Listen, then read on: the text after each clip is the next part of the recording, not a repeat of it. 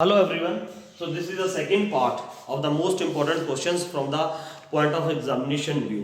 Board के exam में जो आपको क्वेश्चन आ सकते हैं, तो बहुत इंपॉर्टेंट क्वेश्चन है, आप इनको ध्यान से सुनिए। इससे पहले वाले पार्ट में मैंने 5 क्वेश्चन बताए थे। हर चैप्टर में से मैं एट मोस्ट आपको 15 से 10 to 15 और 20 क्वेश्चन बताऊंगा जो आपको फाइनल में मिलेंगे ही मिलेंगे। जो कि जब हम कहते हैं कि टेस्ट बहुत टफ है, तो इस टाइप के क्वेश्चंस को ही हम ये कह देते हैं कि टफ है, क्योंकि वो थोड़ा एनसीईआरटी से हटके होते हैं, लेकिन कंसेप्ट वही होता है, तो वो हमें इनकी प्रैक्टिस करनी चाहिए। तो let now sixth question, 5 question मैंने उसमें पहले एक पार्ट में बता दिए थे। सिक्स्थ क्वेश्चन क्या है, अब देखिए यहाँ पे एक्स है, we have to find x y and z. ये एक्स है, ये वाई है, ये जेड है। ये है क्या, एक ट्री फैक्टर दिया हुआ है फैक्टराइजेशन का, जैसे हमने 1.2 एक्सरसाइज में क्या किया था, फैक्टराइजेशन।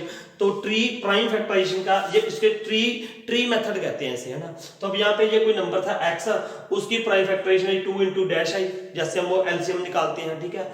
तो उसके बाद इसकी ये 3 और ये आ गई, इसकी ये और ये आ गई, इसकी ये और ये आ गई। तो सबसे पहले हमने क्या निकालना है, देखिए यहाँ पे कोई नंबर था, उसको उसकी प्राइम फैक्टराइजेशन 2 into y आई। अब यहाँ पे जो नंबर था वो इन दोनों को मल्टीप्लिकेशन करके आएगा। तो सबसे पहले आप ये वाला y निकालो। ये y कैसे आएगा, देखो इसकी प्राइम फैक्टराइजेशन ये 3 into ये है ना, 3 into दिस। तो इसका मतलब इन दोनों को मल्टीप्लाई कर दोगे तो आपके पास क्या आ जाएगा, y आ जाएगा। तो देखिए इन दोनों को क्या करता हूं, मल्टीप्लाई। तो y is equal to 3 into 185। ये क्या है, ट्री मेथड है जी फैक्टराइजेशन का। कोई नंबर है यहाँ पे, उसके आगे आगे ट्री फैक्टर से हम प्राइम फैक्टराइजेशन कर देते हैं, और तब तक करते रहते हैं जब तक इसमें लास्ट तक दोनों नंबर प्राइम फैक्टर से ना आ जाए, ठीक है। तो अब यहाँ पे ये क्या है, 3 5 15, 3 5 15 प्लस 1 16, और 3 8 24 और 1 3 15 16 25 2 5 5 6 5। तो अब यहाँ पे ये क्या आ गया, y की वैल्यू आ गई हमारे पास। अब y की वैल्यू आ गई तो आप ये निकाल सकते हो। तो ये कैसे निकालोगे, 5 5 6 5 को मल्टीप्लाइड बाय 2 करके x निकल जाएगा। तो इसको 2 के साथ क्या कर दो, मल्टीप्लाई कर दो। 2 5 10, 0 1 2 6 12 13, 2 5 10, 2 6 12 1 13, 2 5 10 और 11 1 1 3 0। तो एक किसकी वैल्यू आ गई, x की, 1 1 3 0। अब रह गया जी ये z, यहाँ पे क्या है z। z का मतलब यहाँ पे अब क्या आया होगा, देखो इसको इन दोनों को मल्टीप्लाई करके ये आया होगा, इन दोनों को मल्टीप्लाई करके ये आया है। तो इसका मतलब आप क्या कर दो, ये हो गया ना यार, सीधी सी बात है, 7 into z is equal to क्या है, 371 रहा होगा। तो z की वैल्यू क्या आ जाएगी, 371/7। इसको 7 के साथ डिवाइड कर दो तो ये क्या आ जाएगा, 7 5 35, 7 3 21। तो z की वैल्यू कितनी होगी जी, 53 होगी। तो ये क्वेश्चन है, इस टाइप का क्वेश्चन भी आपको आ सकता है एग्जाम में, ठीक है। तो ये क्या था, प्राइम फैक्टराइजेशन मेथड था, ठीक है। तो अब 8th क्वेश्चन मैंने यहीं पे लिख दिया है। 8th क्वेश्चन में क्या करना है आपको, व्हाट इज गिवन, पढ़ लीजिए क्वेश्चन। क्वेश्चन में क्या है, the sum of the HCF and LCM of two numbers is 7380, ठीक है। Sum of the HCF and LCM is given there 7380. If LCM is 7340 more than the HCF, find the product of two numbers. दो numbers हैं हमारे पास, है ना, उनके हमने क्या निकालनी है, प्रोडक्ट निकालनी है। अब सबसे पहले ये देखिए, सबसे पहले आपने क्या करना है, find the product of two numbers, है ना, the sum of the HCF and LCM। Let, सबसे पहले मैंने ये लिख दिया, लेट LCM।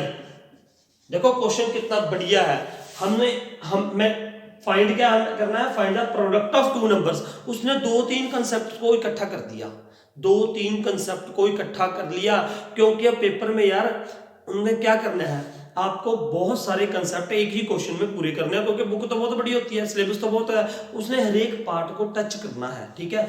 तो अब ये देखिए मैंने क्या किया, let LCM is equal to x and HCF is equal to y, HCF is equal to y।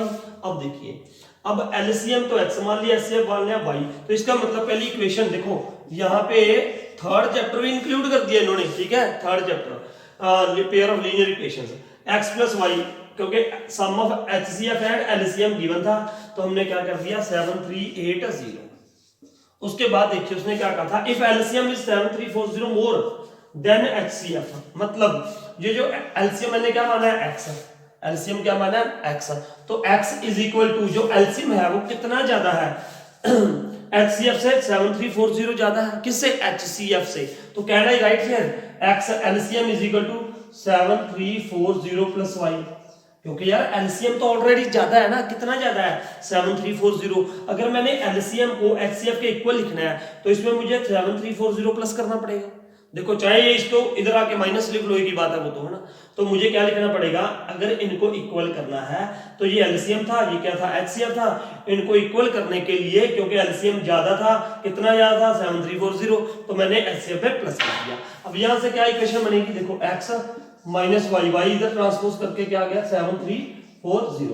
तो अब यहाँ पे आप क्या लिख दोगे? x minus y is equal to 7340। अब इनको सॉल्व कर दो।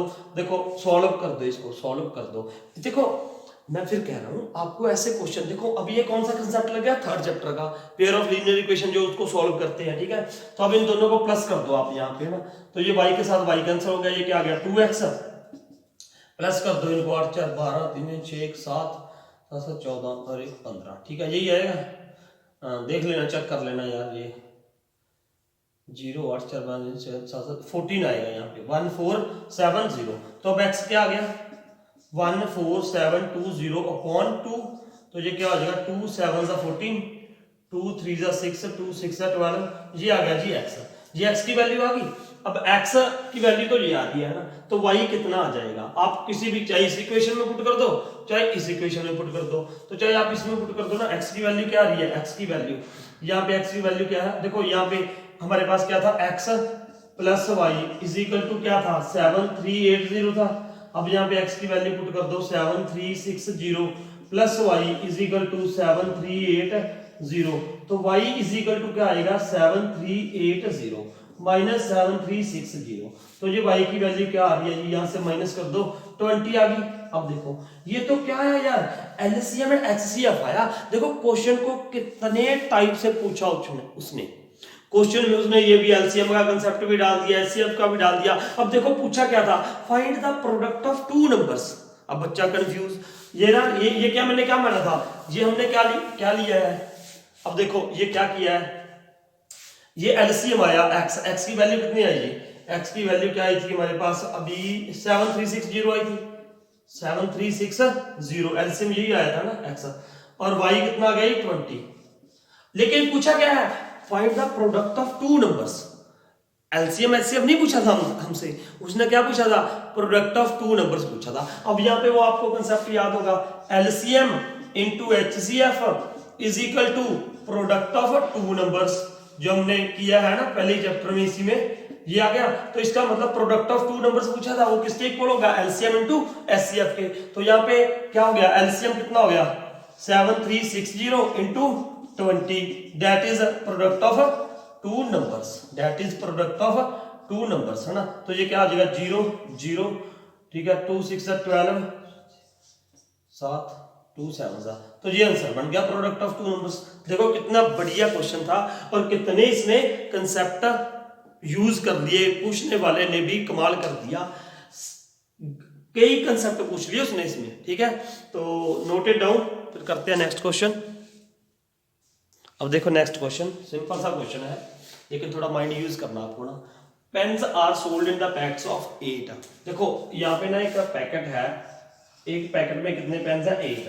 एक यहाँ पे पैकेट है किसका? नोट पैड्स का, उसमें कितने नोट पैड्स है? 12।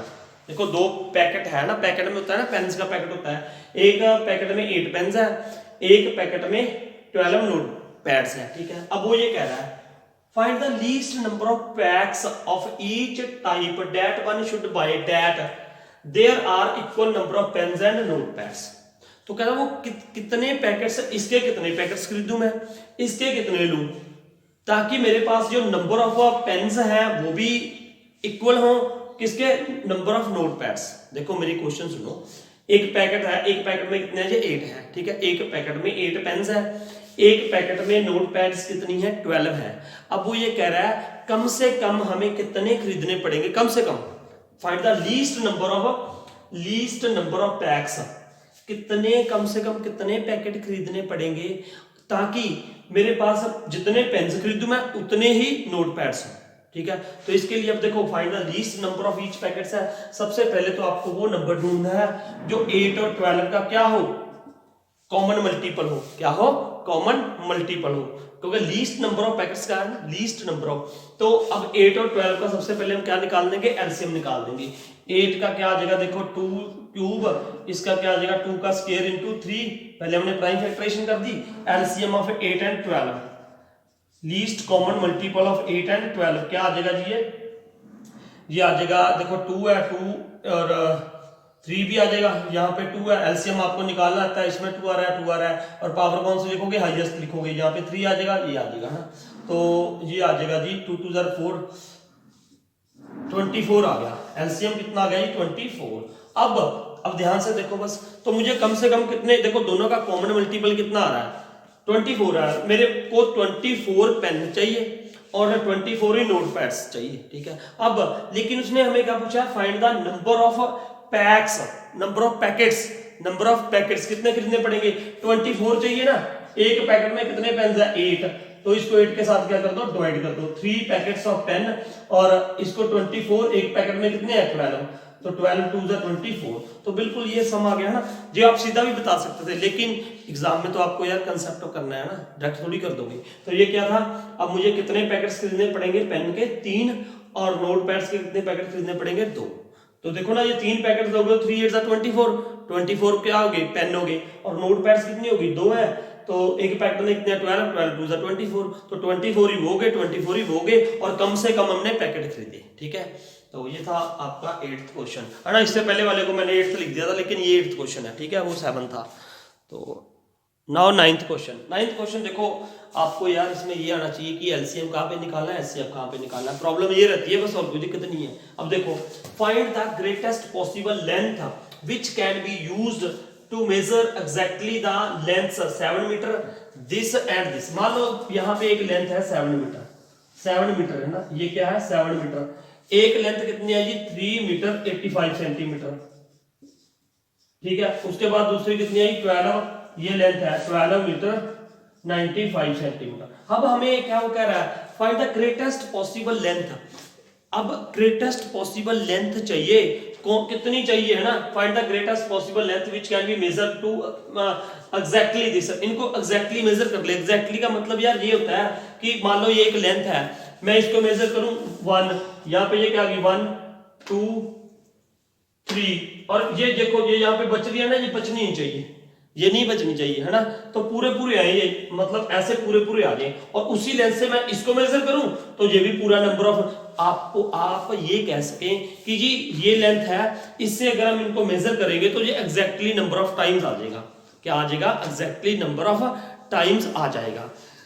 एग्जैक्टली नंबर ऑफ टाइम्स का, मान लो इसकी क्या लेंथ होती 30, इसकी लेंथ कितनी होती सपोज 20, इसकी कितनी होगी 70। तो ग्रेटेस्ट कौन सी ग्रेटेस्ट ऐसा लेंथ होगी, मान लो ये लेंथ है, मैं इसकी कितनी लेंथ लूं कि ये एग्जैक्टली नंबर ऑफ टाइम्स आ जाए। एग्जैक्टली नंबर ऑफ टाइम्स का, अब ये देखो वो कौन सा नंबर होगा जो इन तीनों को डिवाइड कर दे। डिवाइड कैसे कर दे, जो तीनों का कॉमन फैक्टर होगा। कॉमन फैक्टर मतलब ये तीनों को डिवाइड करे, और होना भी क्या चाहिए, हाईएस्ट। तो मेरे ख्याल से यहाँ पे ये क्या हो जाएगा 10। तो मैं आपको बता दूंगा, इसके साथ मेजर करोगे तो ये 3 टाइम्स आ जाएगा, इसको मेजर करोगे तो 2 टाइम्स, इसको मेजर करोगे तो 7 टाइम्स आ जाएगा। मतलब वो नंबर ढूंढना है यार जो इन तीनों लेंथ्स को डिवाइड कर सकता हो। तो वो हम यहाँ पे कैसे ढूंढेंगे, यहाँ पे हम कैसे ढूंढेंगे, इनका क्या निकाल देंगे HCF। और HCF कैसे निकालेंगे, ये मीटर है, ये मीटर, सबको किस में चेंज कर लो, सेंटीमीटर में आप चेंज कर दो। 7 मीटर का मतलब 700 सेंटीमीटर, इसका मतलब यहाँ पे ये क्या हो जाएगा 385 सेंटीमीटर। 3 मीटर 3 गुणा 100 300 प्लस 85, और यहाँ पे ये क्या हो जाएगा 1295 सेंटीमीटर। तो अब इनका क्या निकाल दोगे आप, HCF। HCF कैसे निकालते हैं ना, वो आपको पता है। सबसे पहले इसकी क्या कर लो, प्राइम फैक्टराइजेशन। प्राइम फैक्टराइजेशन कैसे करोगे बेटा, इसको ऐसे डिवाइड करके आप कर सकते हो ना, 2, तो ये क्या आ जाएगा 350, फिर 2 के साथ करोगे तो ये क्या आ जाएगा 1। मैं ना स्टॉप करके इसको पूरी वो कर रहा हूं, उसके बाद आप इसका सोल्यूशन देख लेना। नाउ इसकी मैंने प्राइम फैक्टराइजेशन बना दी है। देखिए 700 की, सबसे पहले 700 को क्या लिखोगे आप, 2 की पावर 1 2 2 इंटू 5 की पावर क्या आ जाएगी, ये 2 इंटू 7, और उसके बाद 385 की क्या आ जाएगी 5 इंटू 7 इंटू 11, ठीक है, और इसकी क्या आ जाएगी 5 इंटू 7 इंटू 37। तो एचसीएफ निकालना होता है हाईएस्ट कॉमन फैक्टर, तो तीनों में कॉमन देखो 2 इसमें है, इनमें है नहीं है 9, तो 5 इसमें भी है, इसमें भी है, इसमें भी है, 5 लिख दो। उसके बाद 7 इसमें भी है, इसमें भी है, इसमें भी है, एक ही बार है तो एक ही बार लिखोगे। अब 5 की पावर यहाँ पे 2 है, यहाँ पे 1 है, यहाँ पे 1 है, तो हम कौन सी लिखते हैं जो कम होती है, तो कम कितनी है 1, तो 7 5 का कितना हो गया 35 सेंटीमीटर।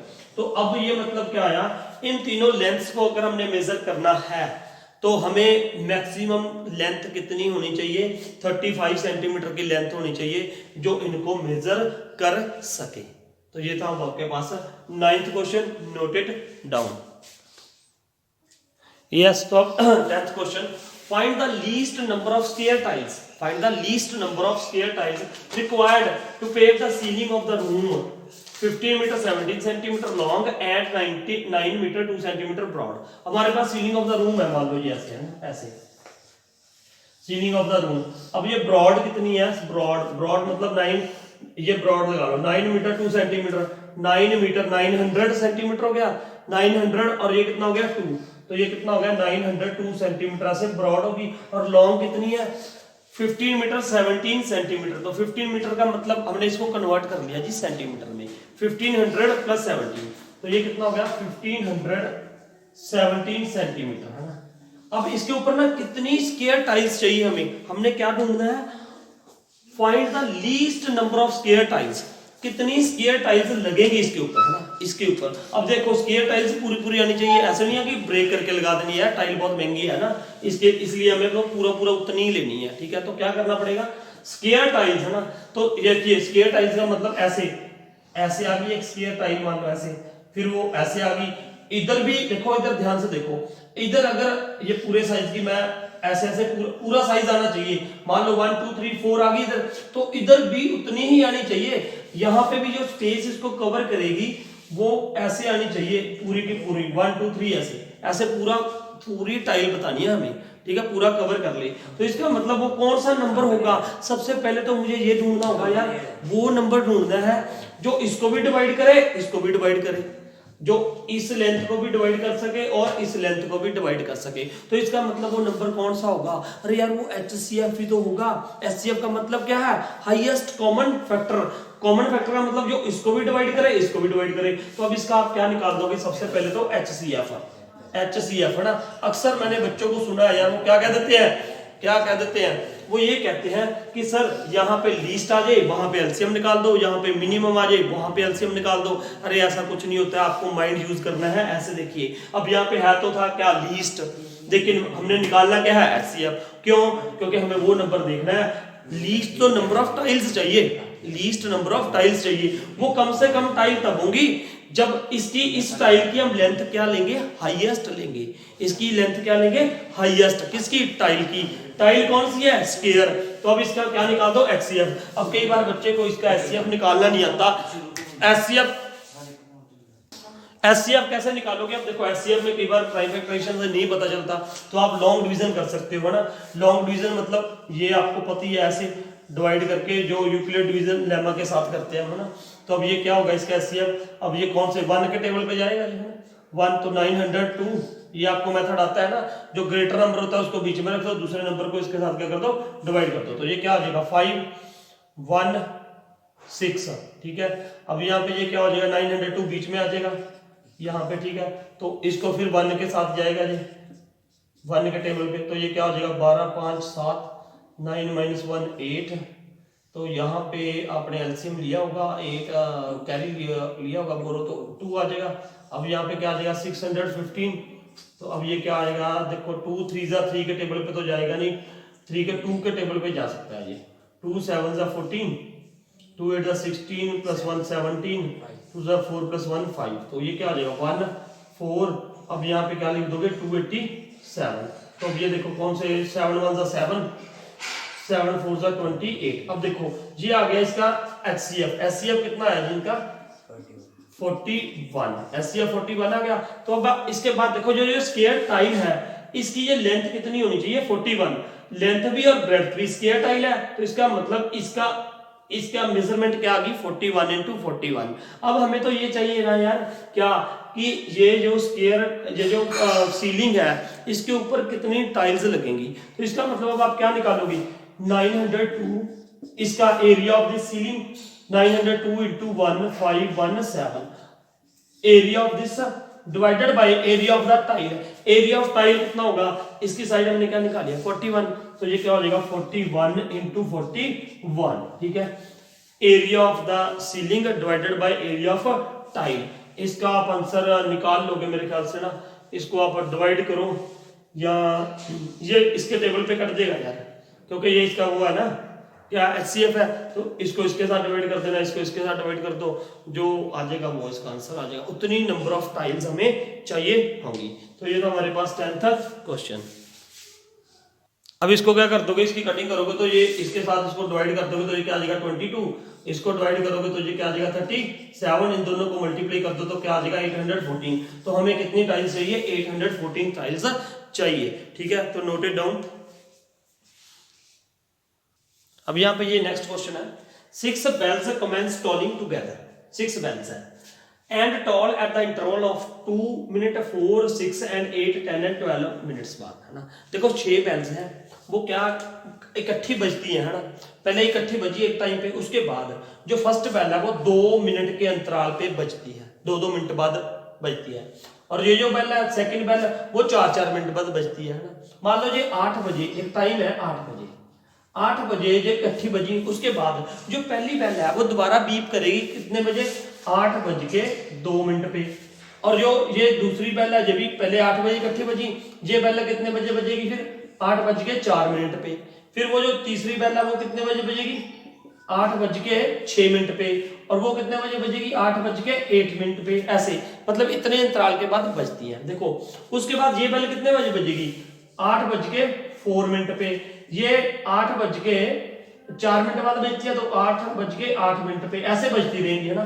अब हमसे ये क्वेश्चन पूछा है, जब आप मेरे ख्याल से क्वेश्चन समझ गए ना, ये इकट्ठी बेल टॉलिंग टुगेदर, ये एक बार मान लो मैंने टाइम दे दिया 8 बजे इकट्ठी बज गई, उसके बाद ये पहली बेल 2 मिनट बाद, दूसरी 4 मिनट बाद, फिर 6 मिनट बाद, फिर 8 मिनट बाद, जो फिफ्थ बेल है वो 10 मिनट बाद, और जो सिक्स्थ बेल है वो 12 मिनट के बाद बजती है, ऐसे, है ना। अब उसने हमें ये पूछा है कि इन 30 आवर्स 30 घंटों में how many times they toll together, तो मतलब 30 घंटों में वो कितनी बार इकट्ठी बजेंगी। मेरे ख्याल से आप क्वेश्चन समझ गए ना। अब देखो वो क्या होगा, सबसे पहले मैं इसका क्या निकालूंगा, देखो ये 2 मिनट के बाद फिर 4 फिर 6 फिर 8 ऐसे ऐसे इतने मिनट बाद बजेंगी, ये 4 मिनट, उसके बाद मान लो 8 मिनट बाद फिर 12 फिर 16 ऐसे बजती रहेंगी। अब ये बताओ सबसे पहले तो ये कितने टाइम के बाद इकट्ठी बजेंगी, वो कौन सा नंबर होगा, कौन सा नंबर है जो इनका क्या होगा कॉमन मल्टीपल होगा, वो कौन सा नंबर है जो इनका क्या होगा कॉमन मल्टीपल होगा, लीस्ट कॉमन मल्टीपल। तो हम यहाँ पे इसका क्या निकाल देंगे, एलसीएम निकालेंगे, किसका 2 4 6 8 10 और 12, ये मिनट्स है, तो इसका मतलब इसका एलसीएम हम निकाल देंगे, और इसका एलसीएम निकालने के बाद हमें ये पता चलेगा कि देखो जैसे मैंने बोला ना, एक बेल 8 बजे सारी बेल्स बज गई 8 बजे, उसके बाद जो पहली बेल है ये फर्स्ट बेल है, मान लो ये 8:02 पे बजेगी, ये वाली बेल कब बजेगी, अब ये वाली सेकंड बेल ये 8:04 पे बजेगी, उसके बाद जो नेक्स्ट बेल है वो कितने बजे बजेगी, अगर 8 बजे इकट्ठे बजी ना, उसके बाद ये 6 मिनट के अंतराल पे 8:06 पे, फिर 8 बज के वो कौन से बजेगी 8 मिनट पे, अगली 8:10 पे, फिर 8:12 पे। तो हमें ये ढूंढना है यार, इसके बाद कोई ऐसा टाइम आएगा जब फिर वो दोबारा इकट्ठी बज जाएंगी, तो उसके लिए मुझे इनका क्या निकालना पड़ेगा common multiple, least common multiple, दोबारा कब आएगा वो कब आएगा लीस्ट कॉमन मल्टीपल। तो इसका मैं एलसीएम ऐसे निकाल रहा हूं सीधा, है ना, सीधा एलसीएम ऐसे निकाल दूं, जरा एक मिनट, ऐसी एलसीएम निकाल दूं, ठीक है। ये 2 1 2 2 2 4 2 3 2 4 2 5 2 6 है ना, उसके बाद 2 1 2 1 3 2 2 4 5 2 3 6, एलसीएम किसी भी तरीके से निकाल सकते हो, है ना, ये 1 3 1 3 2 5 2 1 ये तो एलसीएम क्या आ जाएगा 2 2 4 4 3 12 12 5 60 प्लस 120। तो देखो 120 मिनट्स के बाद देखिए ना 120 मिनट्स के बाद ये इकट्ठी दोबारा बीप करेंगी एक टाइम पे। मेरी बात समझ आ गई। अब देखो यहाँ पे 2-3 क्वेश्चन मैं आपको करवा देता हूँ। 8 बजे वो इकट्ठी बीप की एकदम से सारी वैल्यू बच गई। उसके बाद वो दोबारा कब बीप करेंगी 120 मिनट बाद, मतलब 9:20 पे, नहीं सॉरी 120 मिनट बाद। 120 मिनट का मतलब 2 घंटे बाद, 2 घंटे का मतलब उसके बाद 10 बजे वो फिर एक टाइम ऐसा आएगा 10 बजे फिर वो दोबारा इकट्ठी बीप करेंगी।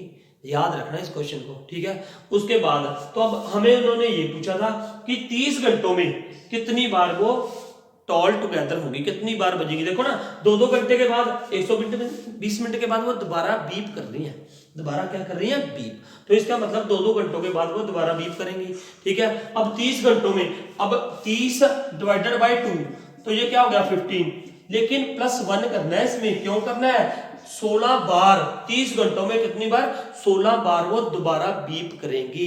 15 आंसर मत लिख देना, क्यों, क्योंकि पहला अंतर वो ये ले रहा है 0 2 घंटे, फिर 4 घंटे, फिर 6 घंटे, ऐसे ऐसे 2-2 घंटे के अंतराल पे बज रही है ना, तो पहला वो 0 से स्टार्ट कर रहा है, ठीक है। तो इसका मतलब 30/2 करोगे ना तो वो 30 घंटों में वो 2-2 घंटों के बाद दोबारा बीप करेंगी। 30 घंटों में वो कितनी बार बीप कर जाएंगी 16 घंटे 16 टाइम्स 16 टाइम्स, ठीक है। इस बात को ध्यान में रखना। अब देखो यहाँ पे एलसीएम क्यों निकाला है, ये बेस्ड है, एक और क्वेश्चन मैं बताता हूँ इसी के बेस्ड आपको।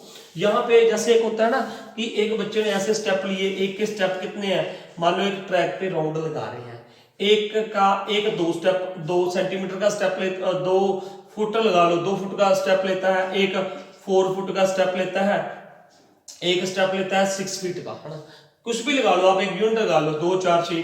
तो इकट्ठे यहां से स्टार्ट हुए, वो इकट्ठे यहां इसी पॉइंट से स्टार्ट किए, तो उसके बाद वो दोबारा इस पॉइंट पे कब आएंगे, इस पॉइंट पे इकट्ठे यहां से स्टार्ट कर दिए तीनों आदमी, तीनों रेसर हमने यहां से स्टार्ट कर दिए, राउंड ट्रैक है, ठीक है। यहां से स्टार्ट किया उन्होंने रेस लगानी, ये इसका स्टेप 2 मीटर का लगा लो या 2 सेंटीमीटर, कुछ भी यूनिट लगा दो, एक का स्टेप 4 का, एक का 6 है, तो वो दोबारा यहाँ इस पॉइंट पे कब इकट्ठे होंगे। तो उस केस में भी हम क्या निकालेंगे, लीस्ट कॉमन मल्टीपल, जो तीनों का कॉमन मल्टीपल आएगा, मतलब आप क्या निकाल दोगे, एलसीएम निकाल दोगे। तो इसके बाद एक और क्वेश्चन करते हैं। Now 12th question, find the least number which when divided by 28 and 32 leaves remainder 8 and 12 respectively। अब वो छोटे से छोटा नंबर बताना है आपने, least number which when divided by, जिसको इसके साथ डिवाइड करूं और इसके साथ डिवाइड करूं, इसके साथ डिवाइड करोगे तो रिमाइंडर 8 आना चाहिए, इसके साथ डिवाइड करोगे तो रिमाइंडर क्या आना चाहिए, 12 आना चाहिए, ठीक है। इसके साथ डिवाइड करोगे तो रिमाइंडर क्या आना चाहिए 8, इसके साथ करोगे तो रिमाइंडर क्या आना चाहिए 12, ठीक है। अब सबसे पहले तो मैं अगर आपको पूछूं find the least number which divided by this, तो आप क्या निकालोगे, वो छोटे से लीस्ट नंबर जो इनके साथ डिविजिबल होगा, तो वो कौन सा नंबर होगा जो इनका क्या होगा, कॉमन मल्टीपल होगा।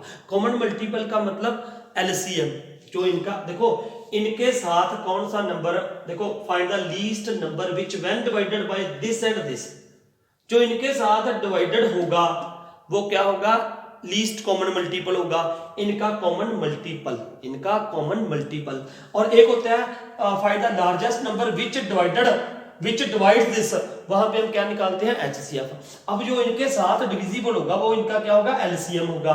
तो we will find first LCM, 28 और 32 का एलसीएम फाइंड आउट कर दो, तो ये क्या आ जाएगा, देखना 2 की पावर 2 14 आ जाएगा, है ना, 2 ये आ जाएगा 14 इंटू 2, तो 2 इंटू 2 इंटू 7, तो मैं यहाँ पे 2 की पावर 2 इंटू 7 लिख दूं, 2 की पावर 2 इंटू 7 लिख दो। अब यहाँ पे ये क्या आ जाएगा, 2 की पावर आई थिंक 5 आ जाएगा ना, 2 2 4 4 2 12, हाँ 2 की पावर क्या आ जाएगा ये। अब देखो अब यहाँ पे हमने क्या निकालना है, इनका एलसीएम, तो एलसीएम में कॉमन मल्टीपल पहले देखो 2 आ गया 2 लिख दो, फिर यहाँ पे 7 है 7 आ रहा है, तो पावर कौन सी लिखनी है, हाईएस्ट, यहाँ पे क्या आ जाएगा 5 आ जाएगा, तो ये 32 इंटू 7, 7 2 14 1 224 आ गया। अब देखो 224 एक ऐसा नंबर आया, 224 एक ऐसा नंबर आया जो इन दोनों के साथ क्या है, डिविजिबल है, मतलब रिमाइंडर क्या आ रहा है, 0। लेकिन हमें वो नंबर निकालना था जिसे हम अगर 28 से डिवाइड करें तो रिमाइंडर क्या है, 8 आए, और अगर 32 के साथ डिवाइड करें तो रिमाइंडर क्या है, 12 आए। ऐसे में आपने क्या करना है, देखिए जो आपका जो आया, तो पहले देखो, अगर मैं 224 को डिवाइड कर दूं मैं किसके साथ, 28 के साथ, तो रिमाइंडर क्या आएगा, 0। तो इसका मतलब अगर मैं 224 माइनस 28 माइनस 8 कर दो, 28 माइनस 8, क्योंकि 28 के साथ अगर डिवाइड करोगे मुझे इसमें से क्या रिमाइंडर चाहिए, 8 कम चाहिए, रिमाइंडर क्या चाहिए, 8। तो अगर मैं 28 के साथ डिवाइड करूंगा तो रिमाइंडर क्या आएगा, 0 आएगा। आपने चलो एक इसमें ये समझ लो आप कि आपने वो नंबर ढूंढना है। अगर मैं इसको देखो यार 28 के साथ डिवाइड करूंगा तो रिमाइंडर क्या आएगा, 0, लेकिन मुझे रिमाइंडर क्या चाहिए, 8। ठीक है, तो मैंने जिसके साथ भी आपने डिवाइड करना है उसमें से 8 माइनस कर दो, तो इसमें से 8 माइनस करोगे तो ये क्या आ जाएगा, देखो 28 माइनस 8, 20 इसमें से माइनस कर दो तो वो क्या आ जाएगा, 204 आ जाएगा। तो इसका मतलब 204 नंबर आएगा जिसको आप 28 के साथ डिवाइड करोगे, रिमाइंडर क्या आएगा, 8। ऐसे ही 224 माइनस किसके साथ, 32 के साथ, तो रिमाइंडर क्या चाहिए था आपको, 12, तो माइनस 12 करके इसमें से क्या कर दो, माइनस कर दो, तो वो क्या आ जाएगा, 204 नंबर ही आएगा। अब ये अलग अलग चीजें हैं, ये नंबर अलग अलग भी आ सकता है, नो प्रॉब्लम, ये नंबर सेपरेट भी आ सकता है, इस पे आपने वो नहीं करना है ना। इसमें तो इसलिए था ना क्योंकि इसमें से 28 में से माइनस 8 करूंगा तो 20 आ रहा है, इसमें से 12 माइनस करूंगा तो भी क्या आ रहा है, 20। वैसे ये नंबर अलग अलग भी आ सकते हैं, है ना। तो ये थे बेटा कुछ सम जो आपको फाइनल एग्जाम के लिए तैयार करने हैं। ये मैंने कुछ सीरीज शुरू की है, जैसे फर्स्ट चैप्टर के डाले हैं, इसके बाद मैं सेकंड चैप्टर के 2 वीडियोस बनाऊंगा, उसके एक्स्ट्रा क्वेश्चंस किए ना, लेकिन इसके साथ आपको एनसीईआरटी वाले सारे क्वेश्चन आने चाहिए। हाँ, अगर आपने ये क्वेश्चन कर लिए, अब जितने भी कोई भी क्वेश्चन आता है तो इसके बेस्ड ही आएंगे जो मैंने क्वेश्चन आपको करवाए हैं। तो अगर आपको वीडियो अच्छी लगी हो तो लाइक जरूर कीजिएगा, कमेंट करके बताइएगा आपको वीडियो कैसी लगी, और आगे मैं इसको शुरू करूं, कंटिन्यूस रखूं या ना रखूं, ये प्लीज आप जरूर बताना मेरे को, है ना, कि आपको वीडियो कैसी लगी। अगर आपको आप वीडियो को लाइक जरूर कीजिएगा, कमेंट जरूर कीजिएगा, और अपने फ्रेंड्स के साथ शेयर कीजिएगा। Thank you for watching this video.